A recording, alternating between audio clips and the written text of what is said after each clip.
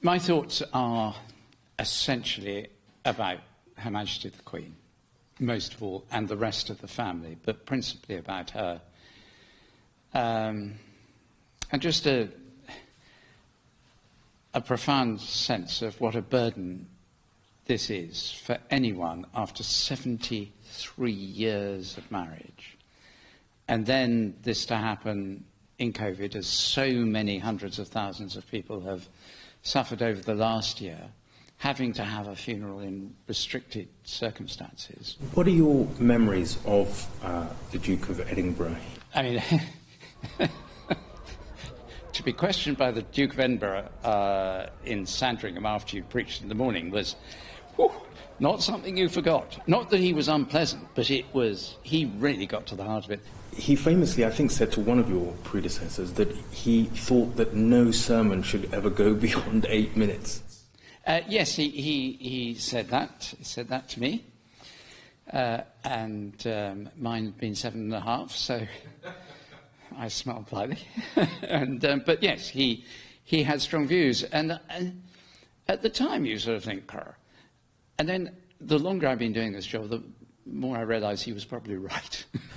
There will, of course, be lots of people mourning with the sort of Queen and wanting to say farewell, who are from many different faiths and maybe no faith at all. You're absolutely right. The Duke of Edinburgh was, as in many things, 30, 40 years ahead of his time in his thoughtfulness about interaction with other faiths and in developing a way of interacting without compromising on his own faith, and in a way that honours both.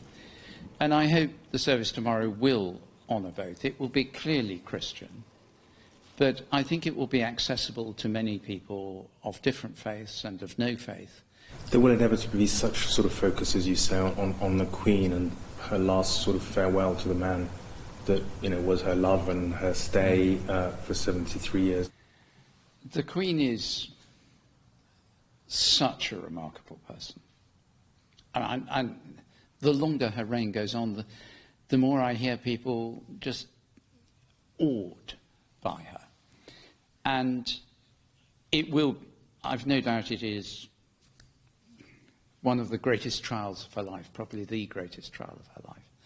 But she will, I am sure, be as ever herself. We can't judge by looking at her.